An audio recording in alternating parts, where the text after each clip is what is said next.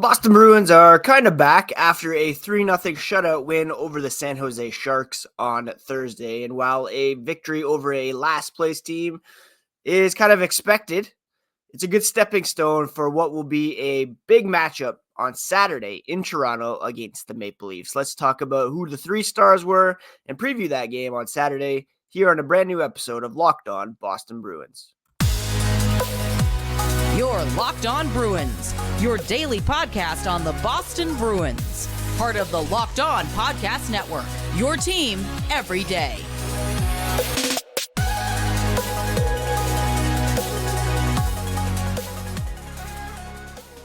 What is up, Bruins fans, and welcome back to the Locked On Boston Bruins podcast. I'm your host, Ian McLaren, and this is a daily show where we discuss all things Spoked Beat. Today is Friday, December 1st, and I want to thank you so much for making Locked On Bruins part of your daily routine.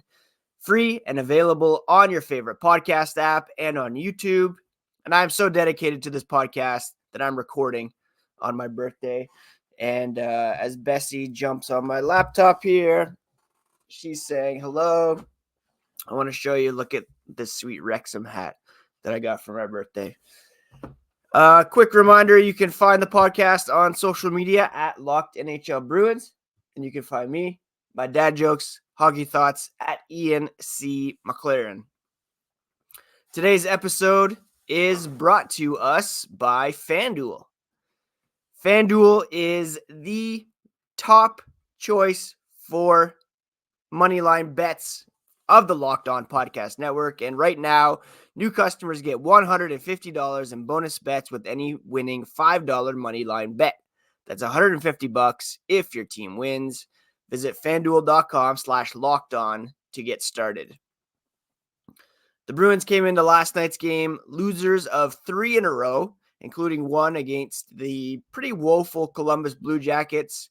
They were hosting the last-placed San Jose Sharks, and a loss would have sent social media into even further of a tizzy than they already were after losing 3 games. Thankfully, the Bruins came out and won this game. Outshot San Jose 37-26 and won 3-0 on the strength of a nice bounce-back performance from Jeremy Swayman. 26 saves on 26 shots for the shutout victory.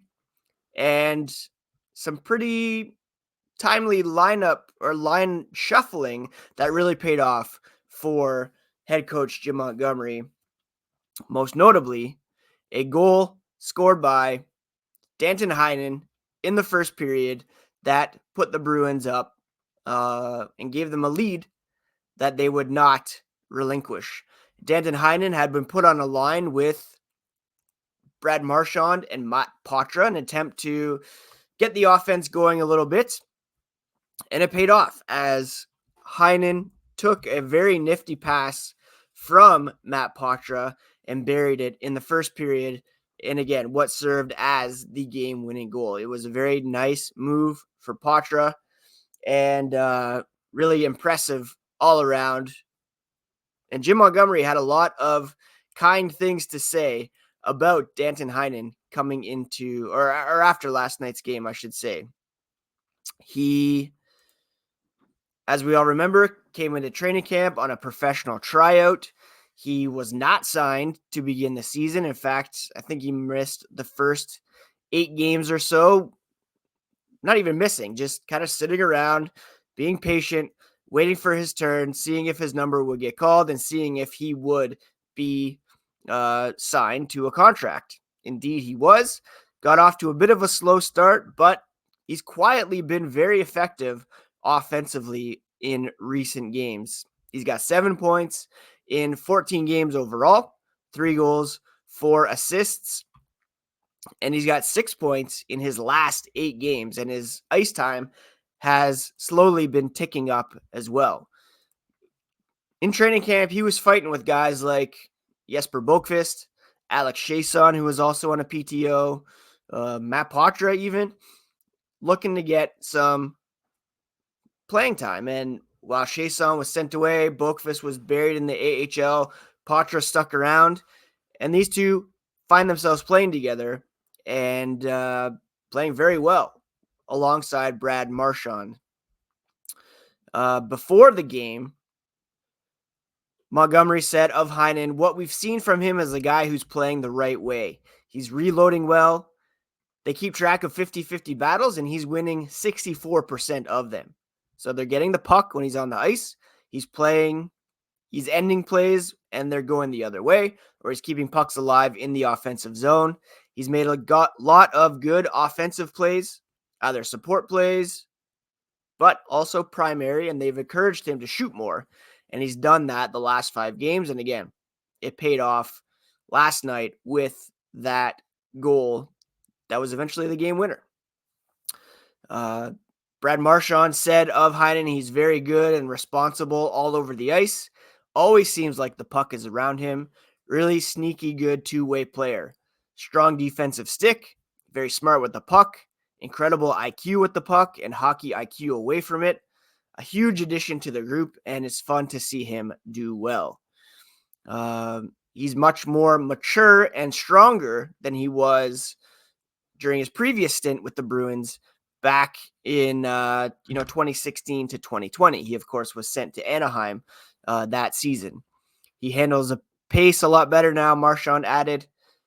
You need a little extra time to get used to the pace and everything, and he's found that, and he's thriving out there. And he's been playing up and down the lineup, 4th line, 3rd line. Last night he was on the 2nd line, and I would bet that he'll be there again on Saturday because of the effectiveness of that trio.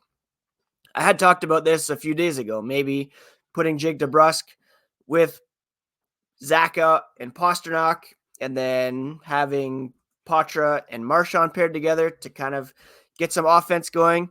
And again, it worked out with Heinen getting that goal and Jake DeBrusk also scoring. He scored the 2nd goal of the game, which was his 3rd in the last 5 or 6, I believe. So hopefully he's really starting to turn it around. And yes, it was his 3rd goal in his last 5 games. We really love to see Jake DeBrusk and Selly season get going. A final word here on Heinen, though. Montgomery said he's a real good hockey player. He's playing real good hockey for us.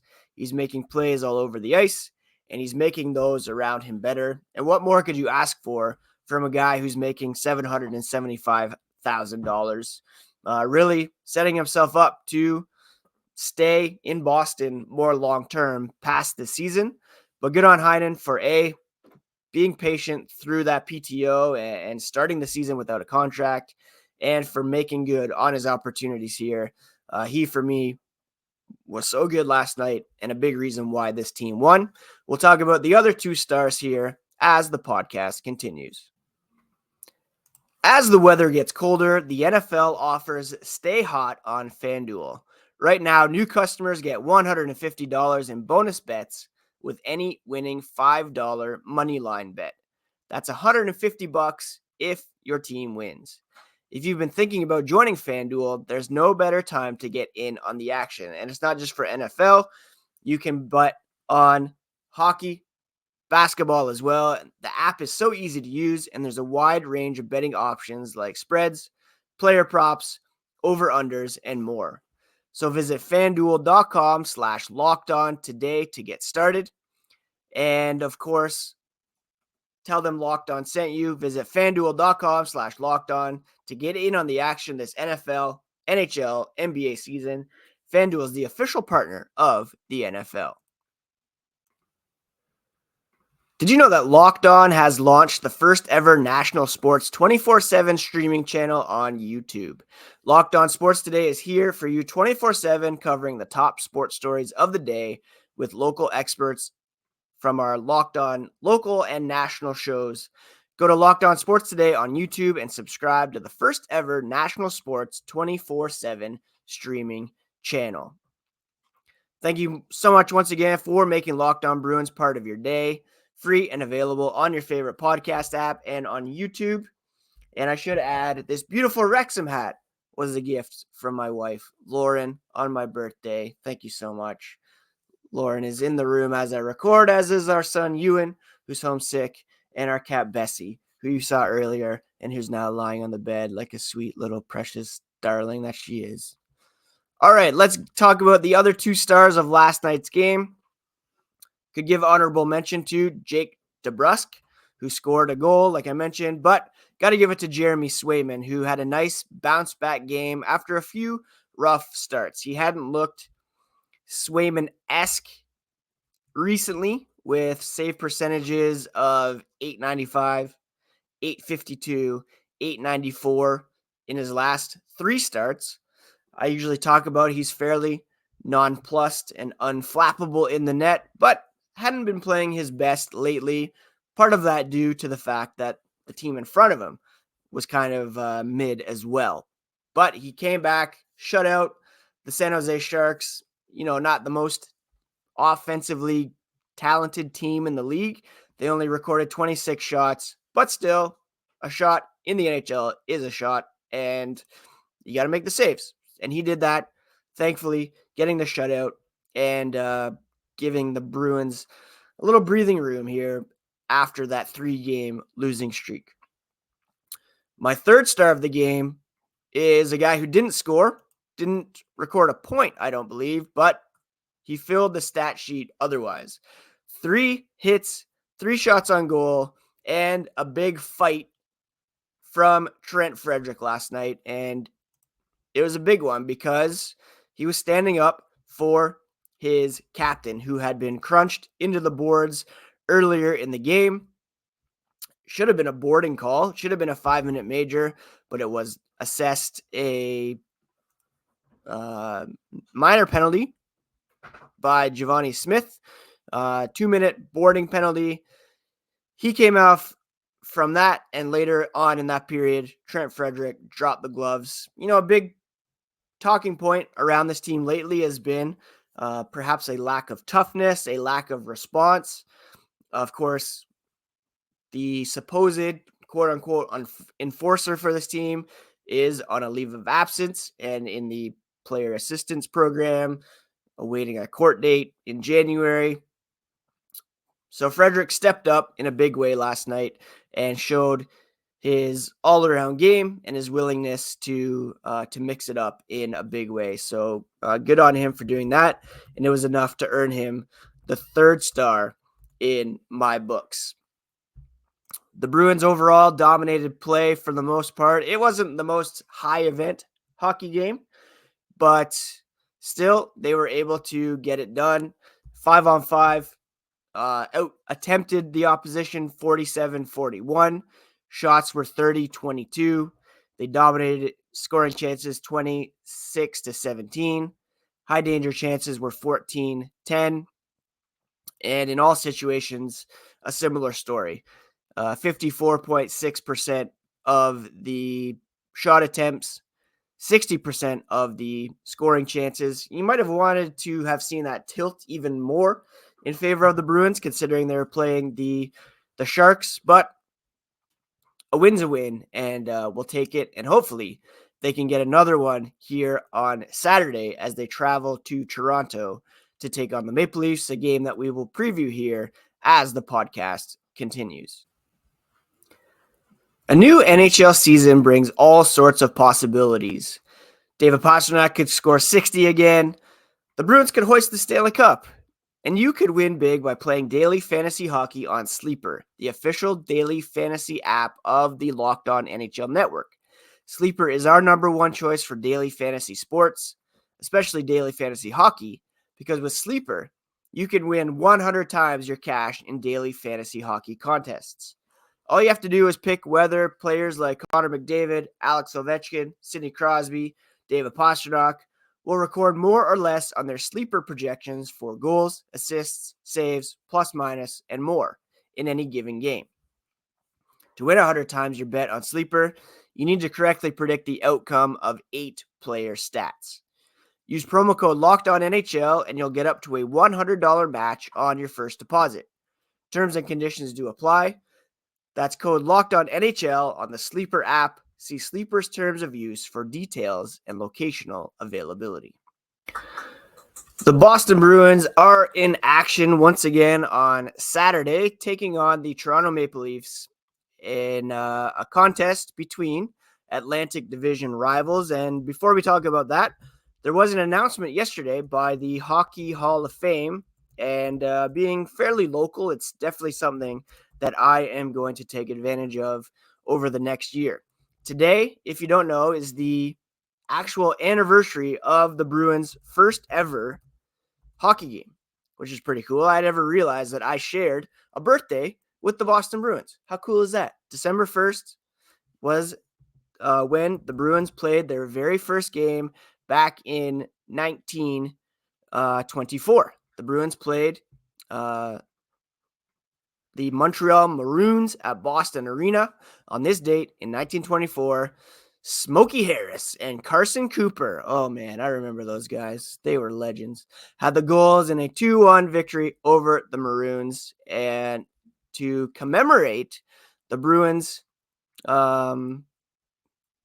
Centennial, the Hockey Hall of Fame in Toronto has opened a Bruins Centennial exhibit that will run through this season until December 21st, 2024, which is the actual 100th anniversary.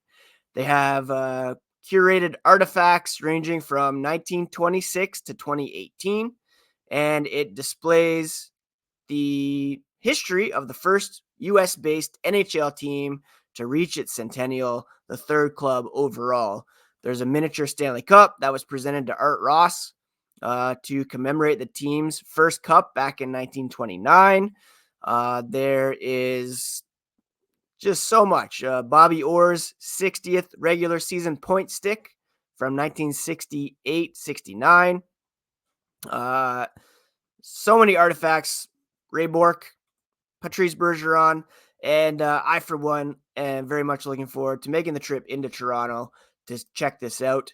And hopefully those of you who are interested will make the trip as well. And first, the Bruins are in Toronto tomorrow night to take on the Maple Leafs in what should be a doozy, as always, because these two teams like to get into it. Now, here's something that is very interesting that you need to know before tomorrow night's game. The Bruins have 33 points through 22 games. The Maple Leafs have 27 points through 21 games. So the Maple Leafs are 6 points back with a game in hand. But if you look at regulation wins, the Bruins have 13 compared to 5 for the Toronto Maple Leafs. They've won only 5 games in regulation. You know who else has won 5 games in regulation? The San Jose Sharks, the Chicago Blackhawks, and the Seattle Kraken, all of whom are at or near the bottom of the NHL standings. Toronto has one more than Montreal, who is at the very bottom in terms of regulation wins. The Leafs are getting a ton of points, loser points in overtime and shootouts, and they're a very vulnerable team at the moment, which bodes well for Boston's chances against the Leafs tomorrow. Now, they did win last night against Seattle. Surprise, surprise, in a shootout. Surprise, surprise. And again, the Bruins have a very good chance of taking 2 points, but don't be surprised if it does indeed go to a shootout, because that's just the Maple Leafs way. Overall, this will be the first time these two teams have met this season, and the Leafs 7-2-1 over their last 10 games. But again, a lot of those are loser points. Bruins 5-3-2. Boston and Toronto have similar power plays. 24.6 success rate for the Leafs, 22.2 for the Bruins.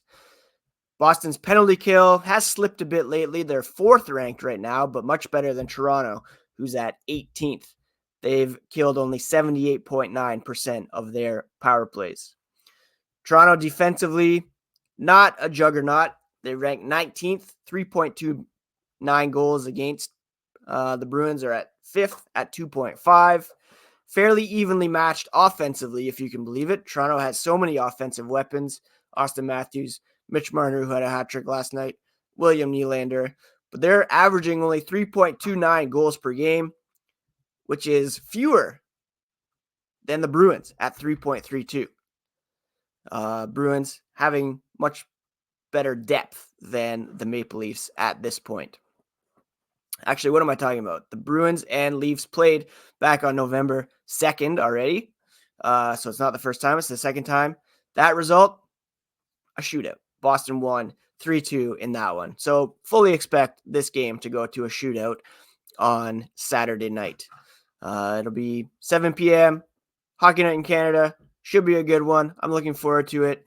And you can catch a full recap of this game on Monday's episode of Locked On Boston Bruins. Thank you so much for joining me today. Please be sure to check out the Locked On 24/7 YouTube channel next.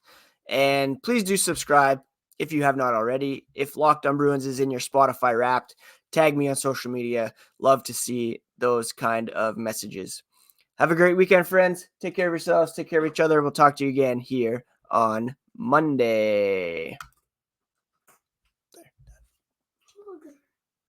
Surprise, surprise.